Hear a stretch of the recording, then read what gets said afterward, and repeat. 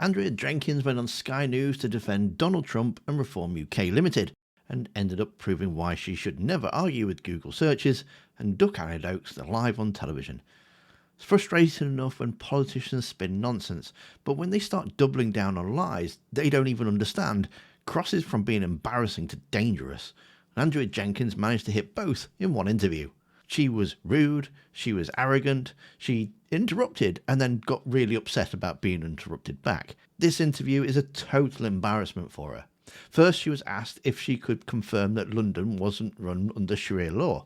Easy answer, right? Yeah, no, simple. Instead, Jenkyns panicked. Let's not forget that Sadiq Khan's always attacked Trump, even in his first term. They've never had those good relations. So this goes back prior to this second term of government. Regarding the Sharia law comment, we've got... I mean, it's baloney, isn't it, though? Is it?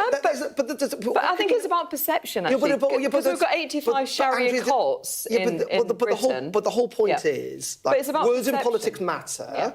And you can say it's kind of, you know, maybe tell Sadiq Khan that words matter. But you can sit here and say that Sharia law is not coming to London, can't you? Sorry? Can you sit here and say that Sharia law is not coming to London? Well, I don't represent London. I don't know, London enough. But it's not. Of course, there's no evidence. But as I said, there's 85 Sharia courts in Britain. There was a BBC article which. A couple of years ago saying that we are the Western capital. But I think it's took out of context in the fact that, you know, Trump's previous advisor, who was your guest previously, he was right. Look at the bigger speech. And I think Trump does want Britain to do well. So after all that nonsense, what she really meant was that she didn't know, but still wanted to defend Trump's smear. Then came the big one, Islamophobia. Asked if it exists, she flat out said no. When pressed to define British culture, well, she stumbled through cliches and just waffled this nonsense. I think there is a sense in which Donald Trump is just lashing out without thinking, and that worries me, because he is the president. No, but don't you think they've got a history of not getting on? Andrea, are you going to interrupt every time I speak? Well, we are allowed to have a discussion. It's called a debate, isn't Andrea, let's pick up on this idea about Islamophobia. Bizarre thing to say. Islamophobia. Do you believe that's a thing, being Islamophobic? No, I don't, because, look, I mean... You don't believe it? No. I mean, Lee Anderson today tweeted saying that he thinks there's no such thing. No, I mean, look, you get races in society, which, you know, we should always call them out, wherever racism is directed. Of course we should. But, you know, we are a country built on tolerance. But also, it's about, I do believe, when in Rome, do as the Romans do. I mean, look, I performed in... What on earth does that mean? But it's about adopting our culture as well. I mean, look... How would you describe our culture, then? Well, please try and describe it. Our culture is, it's about celebrating being British as well. With you there. Well, why... And Sadiq does as well. Sadiq celebrates being British. So He's the mayor of the capital city. So you're interrupting me now, Yeah, so because that's you said it was a debate, and you said what an odd thing to do. So I'm following your rules now, Andrea. And I would like to say, I would like to ask you, you're absolutely right, you can't. Because London is a fantastic city. It is the capital city of the United Kingdom. Sadiq is a patriot. He is proud of our country. So Lee Anderson wants to call him out and say that he's wrong to call him Islamophobic. Well, what is wrong with that? I'd say calm down, actually, yeah. Love. No, but just on a serious... And then the paracetamol disaster. Trump had claimed paracetamol causes autism. Instead of dismissing it, Jenkyns proudly said that she quickly Googled a Guardian article and suggested there might be a link. Yes, she used a last-minute Google search to cast doubt on decades of medical research. You think he might be right? I have no idea. You know, we were told thalidomide was a very safe drug and it wasn't. Who knows? Nick, I don't know. You don't know. He has a particular thing about autism, I think because there's been some in his family, and he feels it very personally. I have no idea. You wouldn't side with the medical experts who say it's dangerous nonsense? I wouldn't. When it comes to science, I don't side with anybody. Right. Look, I mean... I think you've got to have discussions. Look, I'm neurodiverse, my son's neurodiverse, and I'm very passionate about SEND children and giving those chance in life. But you've got to have discussions. And like Nigel, I agree. we haven't looked at the evidence. We don't know what Trump's seen. I think there's nothing wrong with actually putting it out there.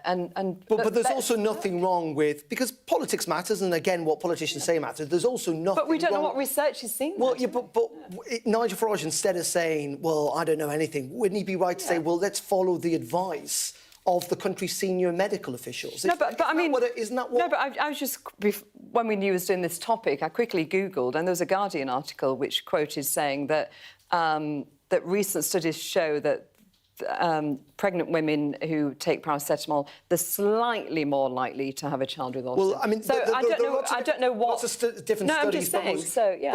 But we also know that most medical experts don't necessarily agree with that outcome. And we also heard from I'm Michael just looking Gove. at a Guardian article. Well, but we also heard from Michael Gove last night, who very interestingly said that actually autism, there are a lot of people with autism. But don't you think we ought to look actually in drugs full stop and the impacts? I think that's important. No, of course, but that's what scientists do, not necessarily. But I think the pharma have become too powerful, and we've got to make sure we actually look at long-term effects. Autism, by the way, was described in the 1940s. Paracetamol didn't hit pharmacy shelves into the 1950s. So how paracetamols managed to go back in time to cause autism, well, I'm not really sure how that one works. But Farage has backed up his friend Trump, and nobody can go against the Fuhrer. Farage. Only yet, it gets worse. Yes, it really does. When asked about migrants eating swans, another Farage fantasy debunked already by the royal parks, she tried to salvage it by saying ducks were being eaten in Boston 10 years ago. Ducks in Boston. Completely irrelevant and completely bollocks. But the problem here is, Andrew, there's now a pattern of reform politicians saying things that, frankly, the people who are actually at the front line of these things go, there's no evidence for this. But can I just say, look, I was a councillor in Boston, and there was a serious issue with our ducks on the river with them being stolen and eaten. It is a fact. Come to Boston, ask the local people. I mean, I don't know about the case in Boston, but in this case and that's going back 10 years ago. there is clearly no evidence. Well, clearly, would you like to come to Boston? Andrea? Are you doing yoga there or something? You know, to try and calm yourself from, you know, speaking on a panel with somebody who's in reform?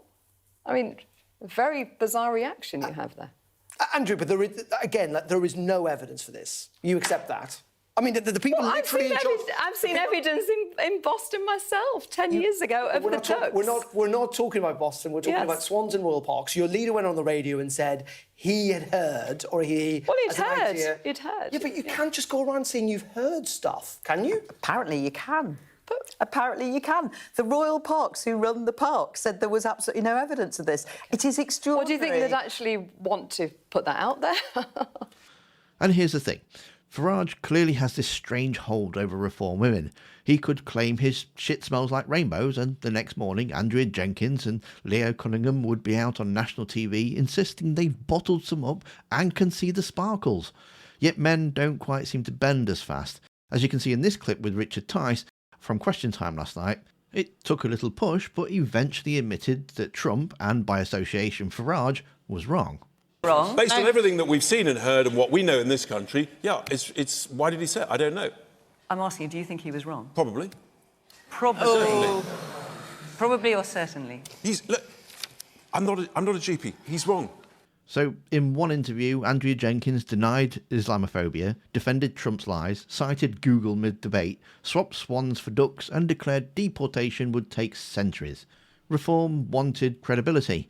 And I'd like to say what they've got is just comedy, but if I'm really honest, what they have got is just beyond a joke. And as I said before, it's not just Andrea Jenkyns that's willing to give up any shred of integrity that she actually had in defending Farage. You can see Leo Cunningham doing exactly the same thing in the video that's on screen now. Thanks for watching, don't forget to hit that like button, and I'll see you next time.